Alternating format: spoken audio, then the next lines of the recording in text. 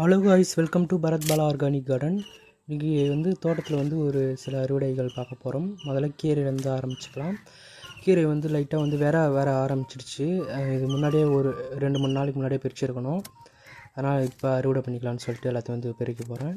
ஒரு சின்ன வந்து சாக்கில் 2ஆக மடித்து தான் போட்டிருக்கேன். ரொம்ப அழகாக வந்துருக்கு பாருங்கள்.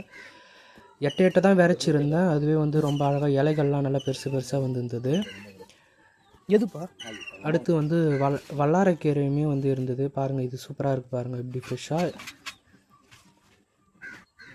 இது வந்து ஹைப்ரிட் வல்லாரைன்னு சொல்கிறாங்க. இதுவுமே வந்து சமைக்கிறாங்க தான். இது ஒரிஜினல் வல்லாரையான்னு சொல்லிட்டு தெரியல. உங்களுக்கு தெரிஞ்சால் கமெண்ட் பண்ணுங்கள். இதுவுமே வந்து பெருசுக்கு போகிறோம்.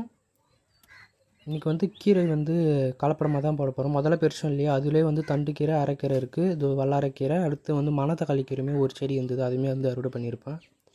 இது வந்து ரோஸ் செடி தொட்டியில் வந்து தானாகவே முளைஞ்சிருக்கு தண்டுக்கீரை. அதையுமே வந்து பிடிங்கினேன். பாருங்கள் எவ்வளோ சூப்பராக முளைஞ்சி வந்துட்டுருக்கு பாருங்கள். கீரை விரைச்சி விட்டுருந்தேன்.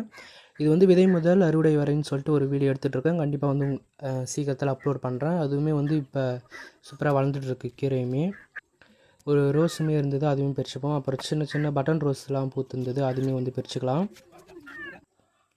இப்போ வந்து மொதல் வந்து இந்த வருஷத்தில் மாங்காய் வந்து நம்ம மரத்தில் காய்ச்சிருக்குன்னு சொல்லிட்டு ஒரு வீடியோ பூக்கெல்லாம் எடுத்து பிஞ்சுகள் வச்சுருக்குன்னு ஒரு வீடியோ கொடுத்துருந்தேன். அது வந்து இப்போ மொதல் அறுவடை பண்ண போகிறோம்.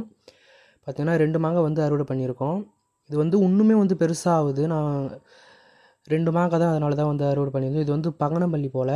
இது வந்து நாங்கள் நடலை, தானாகவே விதை விழுந்து முளைஞ்ச மரம் தான். இப்போ வந்து காய்கள் கொடுத்துருக்கு. டேஸ்ட்டுமே நல்லா தான் இருக்குது. புளிப்புன்னு ரொம்ப ஜாஸ்தி புளிப்புலாம் சொல்ல முடியாது, திட்டமான புளிப்பு. மாங்காயுமே ரொம்ப டேஸ்ட்டாகவே இருக்குது.